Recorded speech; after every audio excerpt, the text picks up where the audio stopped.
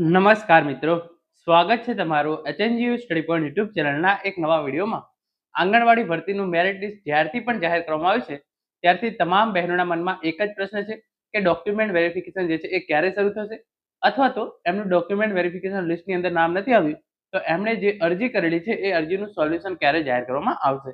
તો આજના આ વિડીયોની અંદર આપણે તમારા જે આ બંને પ્રશ્નો છે કે ડોક્યુમેન્ટ વેરિફિકેશન જે છે એ ક્યારથી શરૂ થશે, તમે જે ઓનલાઈન અરજી કરેલી છે એનું સોલ્યુશન ક્યારે આવશે, સાથે સાથે તમને નિમણૂક ક્યારે આપવામાં આવશે, એ તમામ માહિતી જે છે એ મેળવવાના છે. મિત્રો, HNGU study point YouTube channel દ્વારા તમને આંગણવાડી ભરતીની તમામ માહિતી સૌપ્રથમ અને સચોટ રીતે પૂરી પાડવામાં આવે છે.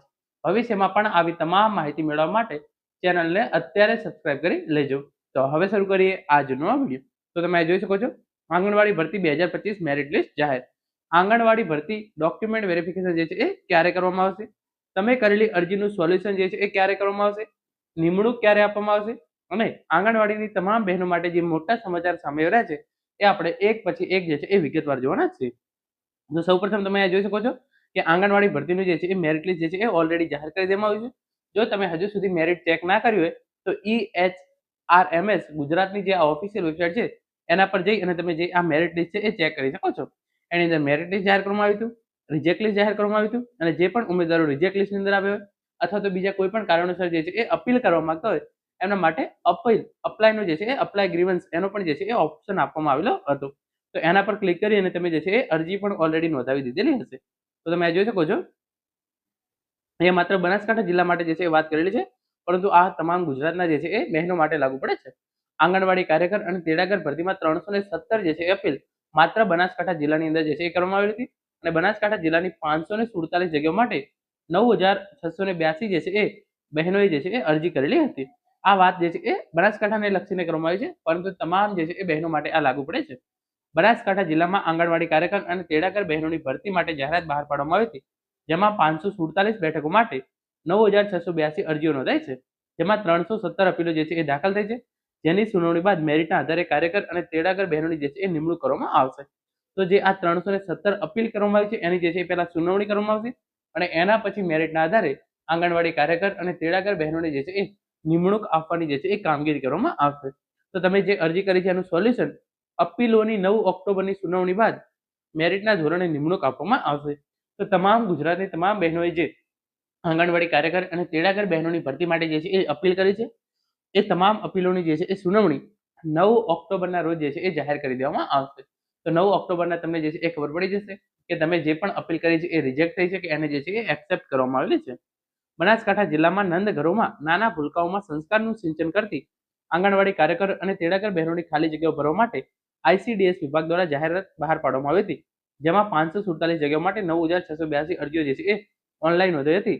જેમાં કેટલાક અરજદારોની 317 જેટલી અપીલો દાખલ થઈ છે, જેની આગામી 9 ઓક્ટોબરના રોજ સુનાવણી કરવામાં આવશે, જે બાદ મેરિટના આધારે યોગ્ય લાયકાતમાં આવતી બહેનોને આંગણવાડી કાર્યકર અને તેડાગર તરીકેની જે છે એ નિમણૂક કરવામાં આવશે. તો કુલ જે છે એ 317 અપીલ કરવામાં આવી છે માત્ર બનાસકાંઠાની અંદર.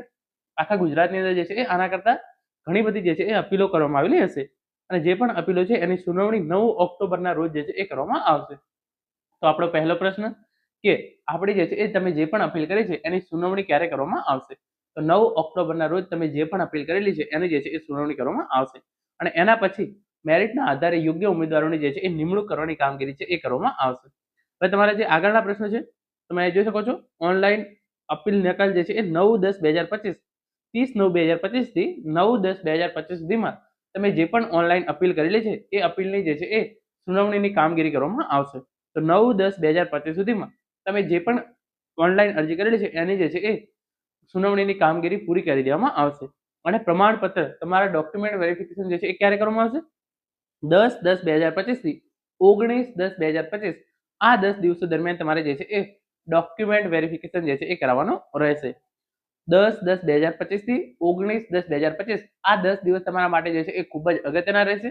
આ 10 દિવસ દરમિયાન તમારે જે છે એ ડોક્યુમેન્ટ વેરિફિકેશન છે એ કરાવવાનું રહેશે, અને હાજર થવા માટે 20/10/2025 થી 18/11/2025 આ 30 દિવસ એક વખત તમારું જે છે એ ડોક્યુમેન્ટ વેરિફિકેશન પૂરું થઈ જાય એના પછી હાજર થવા માટે તમને જે છે એ 30 દિવસનો સમય જે છે એ આપવામાં આવશે.